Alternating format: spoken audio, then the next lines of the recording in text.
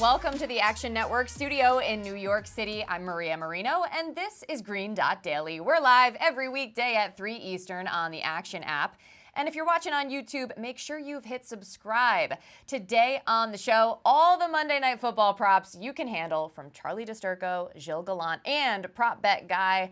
We'll also get you some MLB playoff picks. But we start with a market report for Cowboys-Chargers. 54% of bets and 62% of money are on the Chargers, plus 1.5. Meanwhile, a whopping 87% of money is on the game to go under the total of 50.5. With that, we bring in our analytics team, Sean Koerner and Nick Giffen, and we'll get both of your favorite props in just a moment. We know those are your specialty. But, Nick, any thoughts on the game as a whole and which way you'd lean? Yeah, this is an interesting one because Dallas really hasn't played in a bunch of competitive games this year. Maybe that one against Arizona. And then also on the Chargers side of the ball, Austin Eckler makes his return after being out the past 3 games. So tough one to cap here, but if I had to pick a lean, I would lean Dallas Cowboys at minus 1.5. A lot of it comes from our luck rankings. Dallas is the unluckier team of the two here. But, you know, the most recent game that the Chargers played, they were the luckiest team of the week in that win versus the Las Vegas Raiders, which I know Sean isn't too big of a fan of because he was on the Raiders in that game. But you know, Dallas has been a bit fortunate as well. They do have 4 defensive special teams scores in 5 games, which is pretty high there. It's definitely above expected. And you know, the public could also be down, though, on Dallas after their 42-10 loss to San Francisco. You know, the Cowboys, they do have 3 wins, but they've beaten up on 3 pretty bad teams, and the Chargers are coming off a bye, which should theoretically help them a little bit. So that's why this is just a little bit of a lean on Dallas here for me. Yeah, I mean, Dallas has a lot to prove, right? They're coming off that embarrassing loss last week against the 49ers, so could be a bounce back spot for them. But as mentioned, we want to get both of your props. That's really why you're here. And, you know, Sean Koerner, 9-1 record for primetime props on GDD. Don't mean to jinx it or anything, but Sean, what's your prop for tonight? Yeah, so first of all, Nick, I thought we agreed never to talk about that Raiders-Chargers game. But yeah, I'm going with Clinton Johnson over 30.5 receiving yards tonight. He has actually yet to clear this number in his first 4 games in the NFL, but I think this is a good time to buy low and invest in the rookie.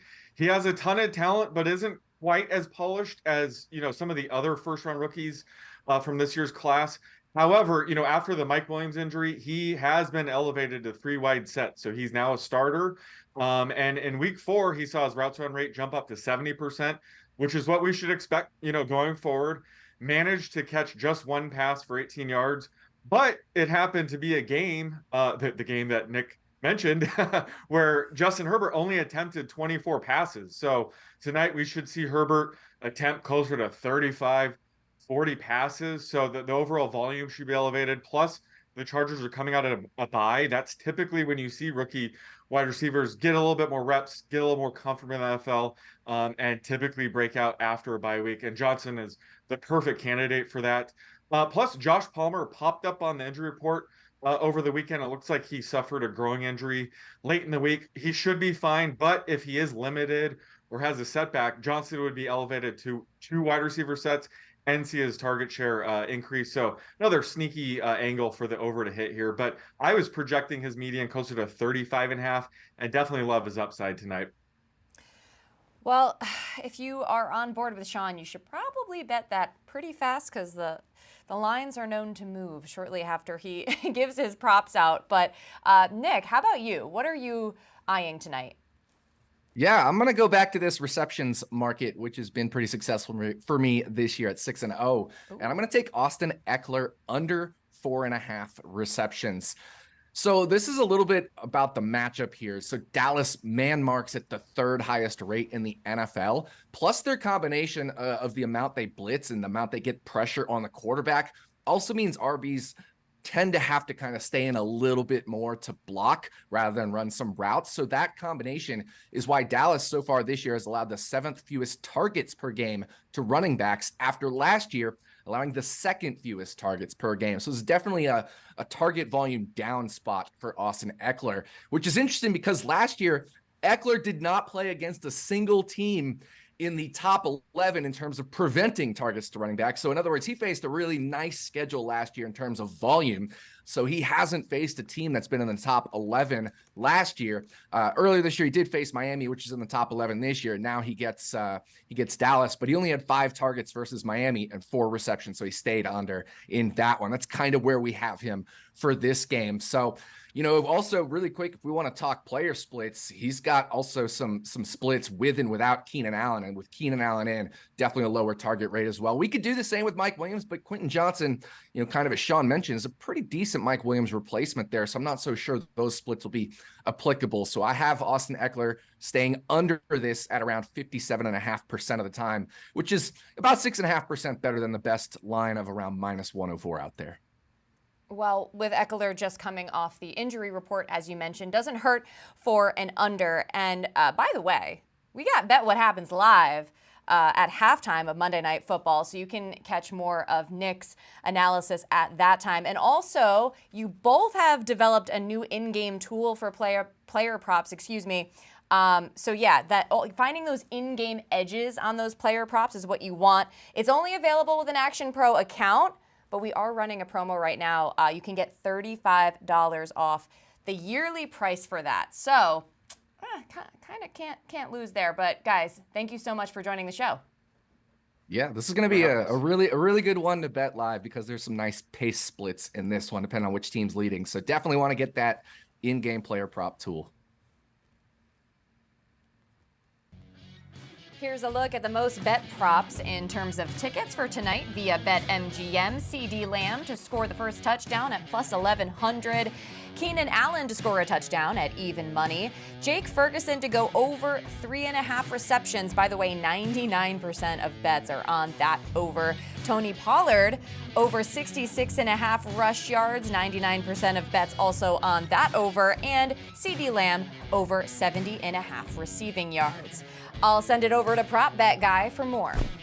Thanks, Maria. So for my favorite prop of the Cowboys versus Chargers, I'm actually going to be looking at the defensive side of the ball and going with Derwin James over 6.5 combined tackles. So James was out for week 4 with a hamstring injury, but after the Chargers bye week and a full slate of practices leading up until tonight, the star safety, he's off the injury report and expected to fall right back into his every down role for the game tonight. So this is a line that James has consistently hit. He's 2 of 3 over 6.5 this season. And last season, he actually cleared this line in 11 of 15 full games that he played. He's a versatile piece of the Chargers defense. He splits his time in the box against the run and playing back as a free safety. So this puts him in position to rack up the tackles no matter what offense the Cowboys are looking at running. And with the Cowboys looking to deploy a heavy dose of Tony Pollard, their running back, and their tight end Jake Ferguson actually being second on the team in targets so far this season, I expect James to be heavily involved with attempting to stop both guys. So overall, he should really be in the thick of most Chargers defensive plays tonight, putting him in position to make tackles like he usually does. 5 different opposing safeties so far this season have cleared this line against the Cowboys in their 5 games. So while I do expect this game to stay close throughout, there are avenues for James to reach at least 7 combined tackles, no matter what the game script winds up being. I have the All-Pro projected at 8 combined tackles tonight, and I'd play this line comfortably up to -140. Good luck if you're tailing, and let's make some money. Here are my 2 touchdown scorer picks for Cowboys-Chargers, brought to you by the Action Network app. And my first pick, we're going to go with Michael Gallup. I grabbed his touchdown odds at plus 350. Now, he hasn't caught a touchdown yet this year, but this is a matchup where he can win. He's playing over 80% of the snaps. He's gotten 18 targets over the last 3 games. And the Cowboys offense, they're going to have to throw to keep up with the Chargers. Luckily, the Chargers have allowed 6 touchdowns to wide receivers this year, and they are also last in the NFL in passing yards allowed. So I thought about Cooks too in this spot, but I like Gallup just slightly better in this matchup. And my next pick, we're going to take a bit of a long shot. We're taking Justin Herbert for a touchdown. Now, I grabbed it at plus 500. I see some plus 700s out there But running Herbert is back after dealing with that rib injury all of last year. He's got 3 rushing touchdowns in 4 games this year, 5 red zone carries as well. Just compared to that, he only had 6 all of last season. And the Chargers, they're also going to have to throw a lot to move the ball. Having Austin Eckler back should be a good decoy for Herbert if he decides to tuck and run. And for what it's worth, the Cowboys have allowed the 5th most rushing yards to quarterbacks this year. Check out the odds for anytime touchdown scores on Monday Night Football via FanDuel. Austin Eckler is at -220, Tony Pollard -185, Keenan Allen +130, CD Lamb +150, and Jake Ferguson +270. Charlie DiSturco joins me in studio now. So you're on the Touchdown Show with Gilles on Sundays. He did not pick any of the guys that we just mentioned, so I'm curious if there's anyone that you like with slightly shorter odds, but we're going to do this where you give me your picks from mild, medium to spicy for those looking to take a bit more risk. Yeah, we'll start with the mild pick here, and I do like a guy to score a touchdown. It kind of goes into this mild play here. I think CD Lamb is going to have a huge game tonight. Over 70.5 receiving yards is my mild pick here, and I think it's the ultimate buy low spot on CD Lamb. You look at his last few games, he hasn't been that productive. But if you look at just how he has been over the season or the year past, he averaged about 81 receiving yards per game last season, and after last week's loss against San Francisco, quite frankly, he was super aggravated by it. You could tell something's off. And what have we seen from this year? Frustration equals targets. So I'm expecting him to get a lot of work here. A.J. Brown, Jamar Chase, they both said their frustrations and then got targets the next week. Well, now we get to the Chargers team, bottom 5 in pass coverage grade per PFF, and 20th in DVOA to the wide receiver 1 position. So I just love this spot for CD Lamb. I think a total north of 50.5, he's going to be more than live for a touchdown. And I think he's going to get his yards way over here. I would maybe even consider some alt lines with him. Well, he averaged 46 receiving yards in his last 3 games, but 2 of those were losses. After he had previously racked up 143 and 77 in his first 2 games, both wins. So, right. As you said, he wants the ball. He needs the ball for the Cowboys to do well. All right, what about medium? Yeah, so this one's a little bit of an alt line here. Okay. I like Quentin Johnston to have a big day, and here I'm targeting 50-plus receiving yards at +260. Listen, Josh Palmer was added to the injury report the other day, and he is expected to play, but I think he might be limited in some fashion. And Mike Williams is also out. We saw him suffer a season-ending injury a couple weeks ago. I think this is the perfect spot off a bye to get in on Quentin Johnston. He's a big-bodied receiver. I went on the Touchdown Show and called him Mike Will 2.0. It's because if you look at their height and their weight, they're exactly the same guy. Dallas, they play cover 1 at an extremely high rate. And I think that the Chargers are going to want to take a lot of deep balls with a great quarterback like Justin Herbert. I think this is a perfect spot to get Quentin Johnston. Maybe he gets one of those deep balls. This is his sink or swim moment. So all attention will be on Keenan Allen, of course. But I think that this is actually a get-right spot. Quentin Johnston obviously has not really produced that much this season. I think this is a good buy low spot in, again, a total north of 50.5, 51. A lot of points and yards are expected tonight. Right. He hasn't topped more than 18 yards this season, but this could be the week, like you said, coming off the bye, considering some of the injuries that the Chargers are dealing with. How about your spicy pick? And by the way, that's why you're getting that value on that previous one for medium, but moving on to spicy. Yeah, if you want to go mild, I mean, you could go with QJ, 30.5 receiving yards. I want to take it up a notch. Yeah, you're trying to spice it up. Exactly. So we're going to go spicy here. We're going with the bomb. And this is Donald Parham anytime touchdown. And if he does not play, I like Gerald Everett. I think the Chargers tight ends are a great buy spot here. Parham has 6 receptions all season. Half of those have been touchdowns. He is tied with Keenan Allen for the most targets inside of the 10-yard line with 4. So Justin Herbert loves utilizing his big body tight end, and Parham has gotten all the red zone looks as opposed to Gerald Everett. Kittle, we saw last week against the Cowboys, 3 touchdowns. But if he's not good to go, because he did leave last week with a wrist injury, he was a full participant in practice and is questionable, I do like Gerald Everett here. We saw Gerald Everett's snap counts and target count kind of take a slight rise when he left with an injury. And again, if Parham's out and we know Herbert loves his tight ends, who's he going to go to? He's going to go to Gerald Everett. Everett had 3 touchdowns in his last 3 games last year. So we're getting these 2 guys at like plus 420, plus 440.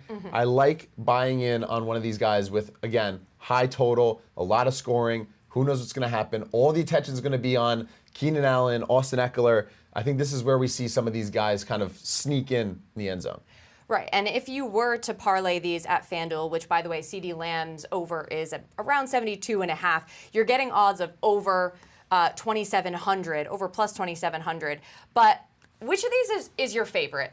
Well, if Parham or the legs or the Yeah. Oh, CeeDee Lamb. I think this is a smash spot for CeeDee. I don't care if it's Mr. Joe Public. I'm riding with everyone. Sure. CeeDee's frustrated. He's going to get the ball. We've Right. seen that plenty of times this season. Okay, side note, if you're picking wings, I mean, mild, medium, or spicy, what would you go with? See, I'm not a spicy guy. I can't do the Buffalo Wild Wings challenge. I'm more of like a mild, medium type of guy. I do like my honey barbecue, though. They're my favorite wings. I'm going hot, spicy all day, Buffalo, baby. All right, this was fun. Last week we did the baseball edition with you. This time we get the football edition. But since MLB postseason is continuing tonight, we still have some picks, and we're going to get those from Sean Zerillo and the Payoff Pitch podcast. Jordan to walk again. I bet him to walk in game 1. The Rangers pitched around him. He just was not willing to accept the walk. They threw 16 out of the 20 pitches outside of the strike zone, only 4 pitches actually in the strike zone. He struck out swinging over a 3-2 curveball. He struck out swinging over a 3-2 curveball the last time we get him to bet him to get a walk drop too. So it seemed pretty evident to me the Rangers were not giving Jordan much in the zone. They were trying to jam him inside with fastballs and then looking to move the other way with breaking pitches. Eovaldi is going to try to get him to swing over that splitter, but I think the Rangers are going to continue to pitch around him, and I would hope he comes a little bit more patient on Monday afternoon. So Jordan to get a walk at plus 105. I do like Zach Wheeler quite a bit, given his form in the playoffs. As I mentioned last week, he now owns the record for the lowest whip in playoff history, which is extremely impressive. Minimum of 40 innings, but he has surpassed Mariano Rivera, who I wrote as Mariano Rivers. Thank you, autocorrect, in my article today. And Kenley Jansen. But Wheeler, we've seen the velocity go up in the playoffs for consecutive years now. And he was sitting around 95.8 during the regular season. Wild card start against the Marlins, 96.8. He's at 96.3 against Atlanta, so he bumps it up. Come playoff time, you see the strikeout numbers go up.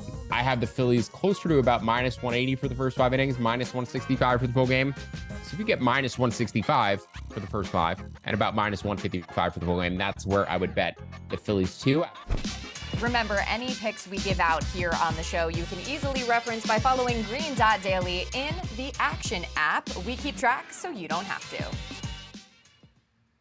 That's all for Green Dot Daily. I'm Maria Marino. Thanks so much for watching, and I'll see you again tomorrow right here at 3 Eastern on the Action app and YouTube channel.